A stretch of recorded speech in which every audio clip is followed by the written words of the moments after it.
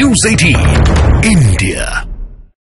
Leave के मौलाना तौकीर रजा भड़क गए और उन्होंने आडवाणी को भारत रत्न दिए जाने का विरोध कर दिया।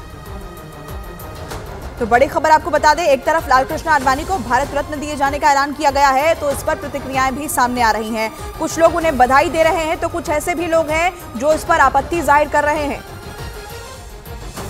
उनको भारत रत्न इसलिए दिया जा रहा है कि उन्होंने हिंदुस्तान में बंटवारे की राजनीति की,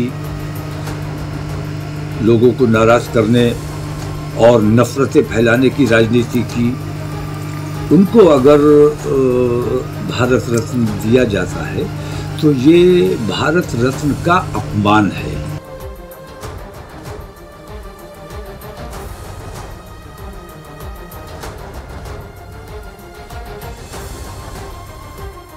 तो लालकृष्ण आडवाणी को भारत रत्न से नवाजा जा रहा है और ऐसे में तमाम तरह की प्रतिक्रियाएं सामने आ रही है। एक तरफ जहां प्रधानमंत्री नरेंद्र मोदी की ओर से इसका ऐलान किया गया, बीजेपी नेताओं की ओर से स्वागत किया गया है, वहीं तौकीर रजा की ओर से इसकी मुखालफत भी की जा रही है। तौकीर रजा के विरोध को लेकर अयोध्या के साधु संत भड़क गए हैं। हनुमानगढ़ी के महंत राजू दास ने लालकृष्ण आडवाणी को भारत रत्न देने के ऐलान की सराहना की और तौकीर रजा पर निशाना साधा।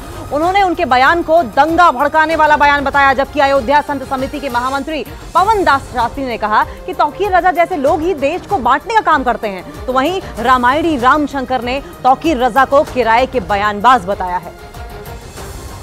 जिस प्रकार से आडवाणी जी के बारे में अपशब्द का प्रयोग करना कि आडवाणी जी देश तोड़ने की बात किए और आज उनको भारत रत्न दिया जा रहा है।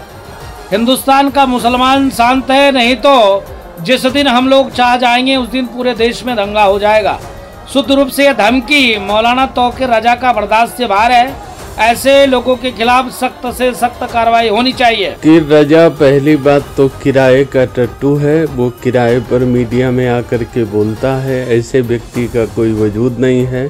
और लालकृष्ण आडवाणी जो हैं वो वास्तव में भारत माँ के लाल हैं, जिन्होंने सोमनाथ से लेकर अयोध्या तक की रथ यात्रा के माध्यम से देश को जोड़ने का काम किया और अनेकों ऐसे कार्य किया जिनका जन्म पाकिस्तान में हुआ, लेकिन वो हिंदुस्तान में भारत माता की सेवा करते रहे। कि सिद्धवानी राम जन्मभूमि के लिए और भारत के लिए जितना काम किया है उतना बहुत बढ़िया काम किया है और वह देश को जोड़ने का काम किया है।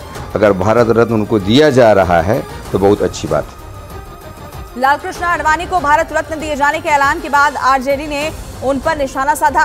सांसद मनोज झा ने आडवाणी को मंदिर और मस्जिद विवाद का जनक बता दिया। ये सरकार का फैसला है, क्या ही कहें। लंबा प्रशासनिक अनुभव रहा है, बहुत सारे पदों पर है, इससे इनकार नहीं किया सकता। लेकिन एक और पहलू है, इस देश के 40 बरस तकरीबन 40 इयर्स 4 दशक उस विवाद में गए हैं। हमने अपनी ऊर्जा उस विवाद में खोई है जिसके जनक थे आडवाणी जी।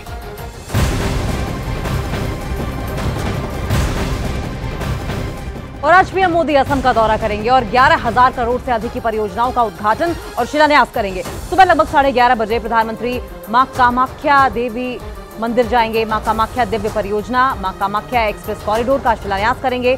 प्रधानमंत्री 3400 करोड़ रुपए से अधिक लागत की कई सड़क परियोजनाओं की आधारशिला भी रखेंगे, जिनमें 38 पुलों सहित 43 सड़कें भी शामिल हैं। प्रधानमंत्री 4 लेन परियोजनाओं का भी उद्घाटन करेंगे और इन परियोजनाओं से ईटानगर से कनेक्टिविटी को बेहतर करने और क्षेत्र के समग्र आर्थिक विकास को बढ़ावा देने में मदद मिलेगी। प्रधानमंत्री राज्य में खेल से जुड़े हुए बुनियादी ढांचे को भी बढ़ावा देने के लिए कई परियोजनाओं की आधारशिला रखेंगे और इन परियोजनाओं में चंद्रपुर में एक अंतर्राष्ट्रीय खेल स्टेडियम और नेहरू स्टेडियम को फीफा मानक फुटबॉल स्टेडियम के रूप में विकसित करना शामिल है।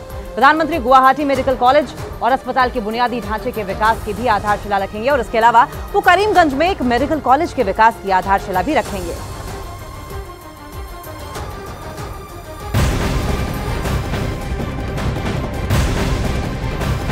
उल्लासनगर फायरिंग मामले में विधायक गणपत गायकवाड़ को उल्लासनगर कोर्ट में पेश किया गया।